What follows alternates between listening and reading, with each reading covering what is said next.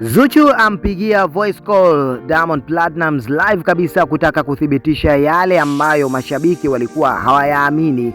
Of course mjadala huu umeibuka kwa ukubwa sana, na kuna mojawapo ya video ambayo nimekuwekea hapa uweze kuona jinsi ambavyo Zuchu ameweza kuzungumza na Diamond Platnumz. Bwana, hii hapa inaenda kukata kiu yako, na kwa wewe ambaye ulikuwa hujui na unataka kujua kwamba Zuchu pamoja na Diamond Platnumz wapi wamefikia, na ni kweli Diamond ameshatoa taraka kwa Zuchu, basi ushahidi tosha ni huu hapa.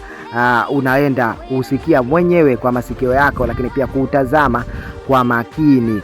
Zuchu hajataka mambo mengi, yeye amefunguka direct na kumwambia Diamond Platnumz, pigia simu na kumwambia Nasibu, nataka uwajibu mashabiki zako, wamekuwa akinisumbua sana.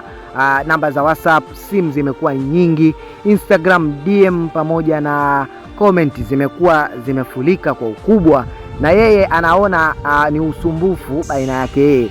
Kwa nini asimshirikishe na yeye pia, ili waweze tu kuondoa huu tata na watu wapate majibu, apunguze usumbufu na simu nyingi za watu ambazo zimekuwa kama kero kwa upande wake. Sasa Diamond Platnumz yeye alivyo reply ni jinsi ambavyo watu wengi wameona utofauti mkubwa ambao Zuchu alikuwa akiuzungumza, na kwa jinsi ambavyo Diamond Platnumz ameeleza, amezungumza pia kwa kina, na amewataka mashabiki zake wamwe radhi kwa kile ambacho amekiongea, lakini pia wamsamehe, pengine yeye kama binadamu hana chaguo zaidi la kufanya. Kabla sijaendelea kukupa haya na kusikiliza sauti hizi za Diamond pamoja na Zuchu wakiwa wanaongea zaidi na kuelezana na kukuchambulia hapa, hakikisha kwanza unajiunga nasi, gusa maandishi mekundu hapo chini yaliyoandikwa subscribe, lakini pia usisahau kubofya alama mbili za kengele ili usipitwe na habari hizi moto moto kila siku.